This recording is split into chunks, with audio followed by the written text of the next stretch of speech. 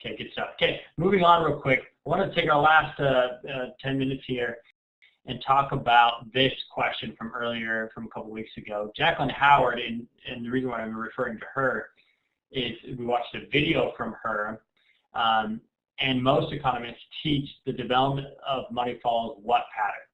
Let me show you what that pattern is, and then let's talk about maybe some issues with this pattern. So most economists, you pretty much walk into any economics course, any fundamental economics course, I should say, that kind of just begins with the fundamentals of economics.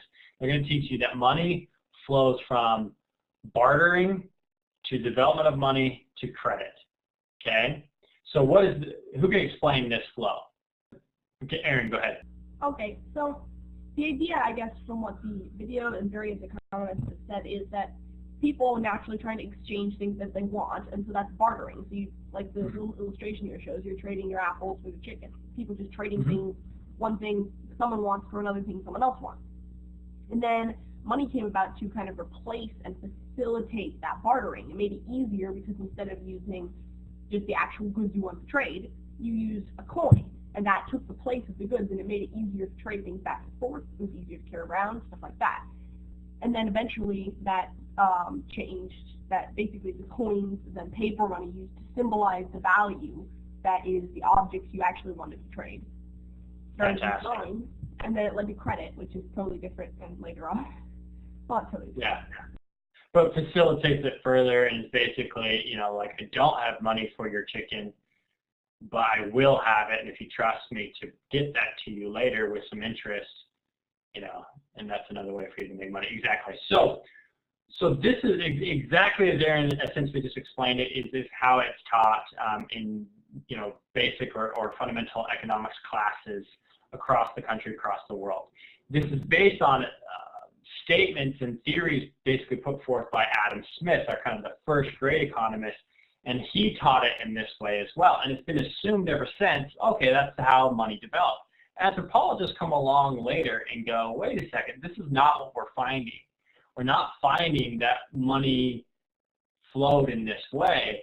And in many ways, what anthropologists say is it flowed the opposite. That it went from credit to money to barter systems. And you might be like, what? How did that work? Let's get into it here in a second. So first of all, the problem with a barter system, and think about early peoples, what we know, what we've already studied about early tribes, early peoples, and so forth. In order for you to barter, you have to have what's called a double coincidence. You need chickens and I need apples, right? We both have coincidentally need things that the other has. And think about an entire economic system being based on that double coincidence. That's unlikely, okay? That the entire economic system and everyone getting everything that they need all comes about through double coincidences, okay? Furthermore, many goods spoil, and some goods spoil rather quickly. And so not only do you need this double coincidence, but you need the right timing of that double coincidence. So not only do I need this and you need that, but only at certain times of the year do we have those such things. How do we actually exchange them? Okay? And certain things are more abundant at certain times of the year and less abundant at other times of the year. How do you, again, the timing factor, makes that double coincidence even less likely, okay? And then they're suggesting that there's no credit system, so there's no, we'll all pay you later for this because credit doesn't get developed in this system until much later. And another problem with bartering is it's indivisible. So if you have a lot of something and someone else has a little, there's only so much that you can exchange. Apples might be a little more divisible, but other, larger things, you can't divide it up so easily. You can't just take half the chicken, right? If you kill it, it's done and it's going to spoil soon. You gotta consume it pretty quickly. Yeah. So so anthropologists, saw the problems with this idea that money developed from barter to money to credit, and said it simply did not work that way. And anthropologists and others have come along later and said it actually works the opposite way. And this is summed up fantastically well in a book called Debt, the First 5,000 Years by David Graeber. he's an economist, but he uses the findings of anthropologists to kind of show economists how they're wrong, right? And he suggests, just like the anthropologists do, that the original systems were based on debt, but not debt in the way that we see it today, which is like, you know, a credit card and, you know, so much balance, or if I take out a loan for a house, you know, $100,000, because this is pre-money debt, okay? So the first economic systems begin with debt, okay? And this type of debt is a little bit different. It's more IOU type debt, right? Oh, so you have apples.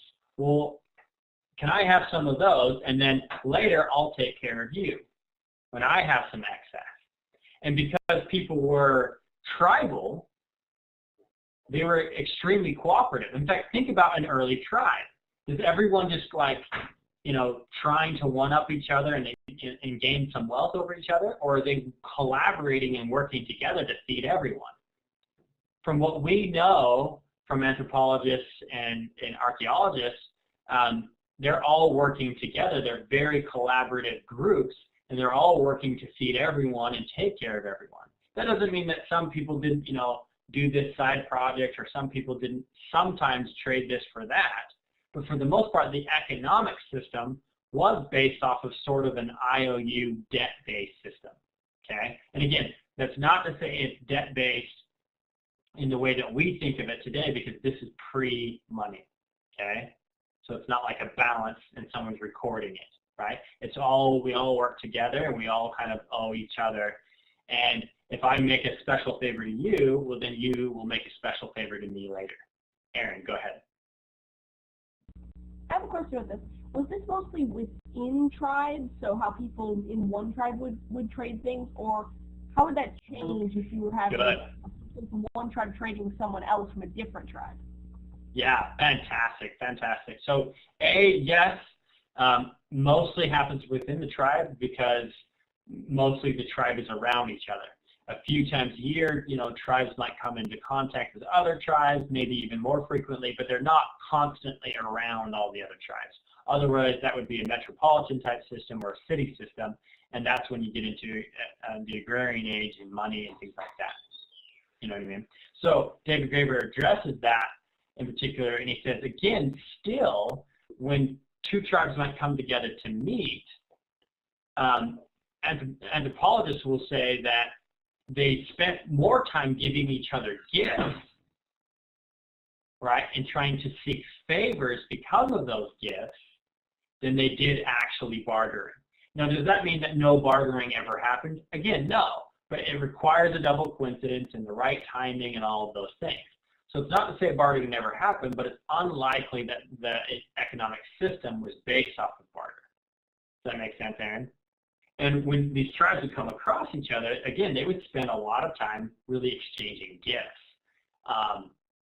exchanging, you know, even, sounds terrible, but it's the truth, exchanging women and marrying, you know, people off to each other and things like that. They would spend more time gifting and exchanging things like that in terms of gifts than they would in terms of bartering, according to David Graeber and many other anthropologists as well. So the original systems are kind of these debt IOU-based systems. Then money comes along, and money sort of changes debt at this point. Then debt becomes something that's recorded, something that you can owe throughout your life. I mean, think about if you do a favor for a friend and then they never pay back the favor, you might be a little bit angry with them, but it's not the end of the world. So earlier debt systems kind of had a built-in debt forgiveness, right? Because it's part of the social, you know, system that you're within. So there's sort of kind of a debt forgiveness that's happening all the time. And if someone dies or if someone gets hurt, you know, you don't go, hey, I did a favor for them and for your husband, and now that they're dead, you know, you owe me that favor. You know, that was unlikely to be happening in these early societies.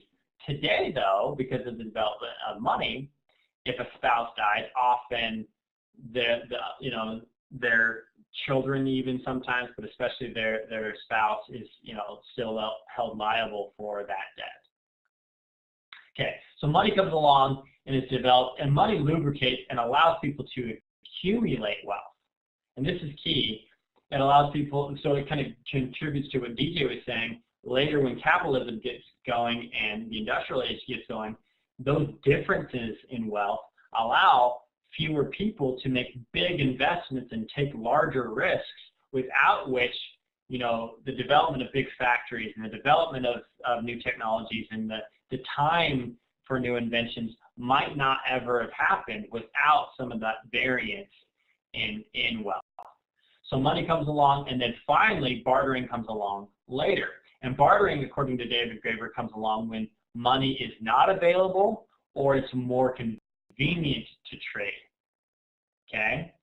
So again, that's not to say that in early societies bartering never happened, but according to David Graeber, it actually happens more today than it ever has at any time in history. And that's because of technology. Technology allows us to connect with other people who might have the double coincidence, right? Because we are so much more interconnected today, we can find people who need what you have and have what you want. And this has created the sharing economy, which is not purely barter-based, but it's created like one app that I heard about recently and which I found fascinating is a lot of women in cosmopolitan areas will buy like really expensive cocktail dresses, right? Really expensive evening gown type dresses, like $2,000, $2,500 type dresses, okay? And they'll wear them once, maybe twice a year. And so a lot of these women in cities like New York and other places will post their dresses in a certain app, and other women can basically, for a fee, borrow that dress, bring it back dry cleaned, and that lady who spent the $2,500 on the dress just paid $50 or $100 or whatever it might be, you know, by just renting out her dress, or maybe even renting out a group of dresses, which is kind of fascinating. That today, because of technology, the ability to barter, the ability to do one-to-one instead of, you know, one to corporate or one to business type transactions, but just one-to-one lateral type quick transactions has increased in our day because of technology and allowing us to find each other in simpler ways. So anyway, I wanted to take a little bit of time on that today because it's easy just to assume that the way economists have always taught it is correct. But again, anthropologists and a lot of economists are starting to catch up with this and not teach this any longer, but quite a few still really do. And it's just simply unlikely to be true that money flowed from barter, or economic systems flowed from barter to money to debt. In reality, it was likely the opposite.